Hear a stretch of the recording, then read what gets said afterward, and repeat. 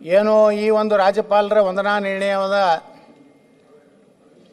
ಅನುಮೋದನೆ ಮಾಡಿದಂಥವ್ರು ಇವತ್ತು ತಮ್ಮ ಭಾಷಣದಲ್ಲಿ ಪ್ರಾರಂಭ ಮಾಡಿದ್ರು.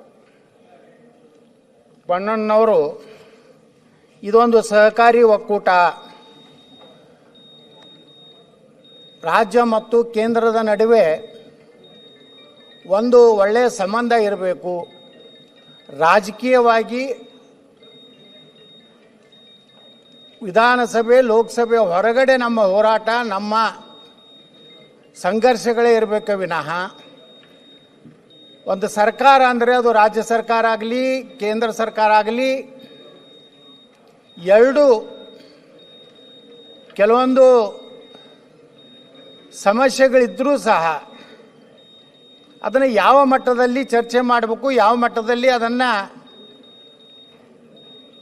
ಸಮಸ್ಯೆಗಳನ್ನು ಪರಿಹಾರ ಮಾಡಿಕೊಳ್ಳಬೇಕು ಅನ್ನುವಂಥ ಒಂದು ಚರ್ಚೆ, ಆರೋಗ್ಯಕರವಾದಂಥ ಚರ್ಚೆ ನಮ್ಮ ರಾಜ್ಯಪಾಲರ ಭಾಷಣದಲ್ಲಿ ಬರಬೇಕಾಗಿತ್ತು. ಅಧ್ಯಕ್ಷರೇ, ಇವತ್ತು ನಮ್ಮ ಸರ್ಕಾರ, ಯಾಕಂದ್ರೆ ನಮ್ಮ ಸರ್ಕಾರ ಅಂತ ಹೇಳ್ತೇನೆ, ಸರ್ಕಾರ ಏನು ನಮ್ಮ ರಾಜ್ಯಪಾಲರಿಂದ ಇವತ್ತು ಭಾಷಣವನ್ನು ಮಾಡಿಸಿದೆ, ಆ ಭಾಷಣದಲ್ಲಿ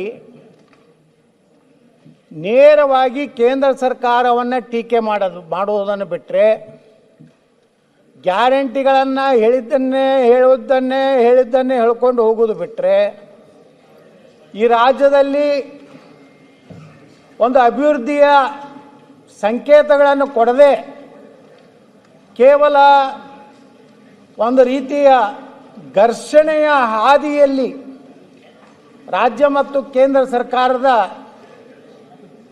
ಅಭಿವೃದ್ಧಿ ಯೋಜನೆಗಳನ್ನು ಸರಿಯಾಗಿ ನಾವು ಉಪಯೋಗ ಮಾಡದೇ ಇದ್ದರೆ ಅಂತಿಮವಾಗಿ ನಮಗೆ ಹಾಕಿದಂಥ ಮತದಾರನಿಗೆ ನಮ್ಮ ರಾಜ್ಯಕ್ಕೆ ನಾವು ಅನ್ಯಾಯ ಮಾಡಿದಂತಾಗ್ತದೆ. ಅಧ್ಯಕ್ಷರೇ, ಸಾಕಷ್ಟು ಸಲ ಇವತ್ತು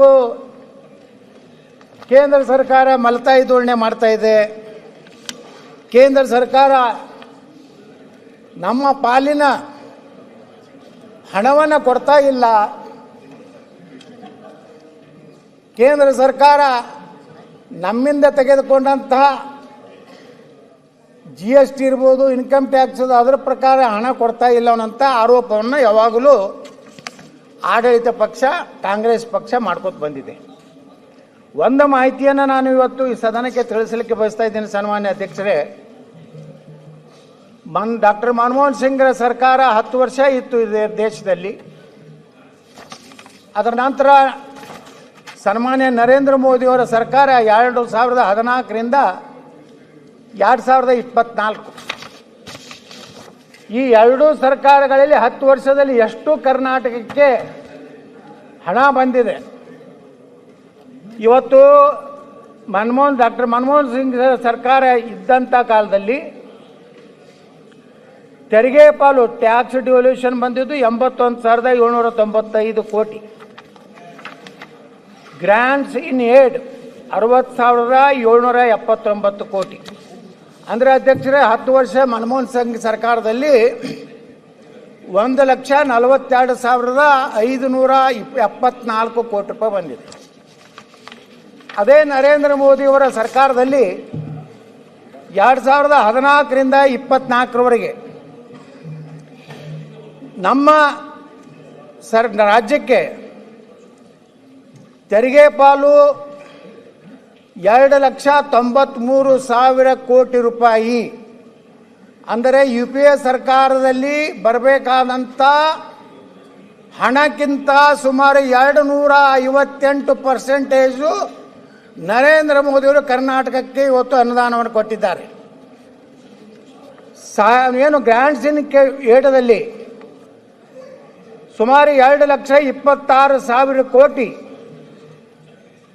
ಅಭಿವೃದ್ಧಿಗಾಗಿ ಕರ್ನಾಟಕಕ್ಕೆ ಹಣ ಕೊಟ್ಟಿದ್ದಾರೆ. ಅಂದರೆ ಸುಮಾರು 273 ಪಟ್ಟು ಕರ್ನಾಟಕಕ್ಕೆ ಸನ್ಮಾನ್ಯ ನರೇಂದ್ರ ಮೋದಿಯವರು ಇವತ್ತು ಹೆಚ್ಚು ಸಹಾಯವನ್ನು ಮಾಡಿದಂಥ ಯಾರಾದರೂ ಪ್ರಧಾನಮಂತ್ರಿ ಇದ್ದರೆ ಅದು ನರೇಂದ್ರ ಮೋದಿಯವರು ಅಂತೇಳಿ ನಾನು ಭಾಳ ಹೆಮ್ಮೆಯಿಂದ ಹೇಳಲಿಕ್ಕೆ ಬಯಸ್ತಾ ಇದ್ದೇನೆ. ಅಧ್ಯಕ್ಷರೇ, UPA ಸರ್ಕಾರದಲ್ಲಿ ಬಂದಂಥ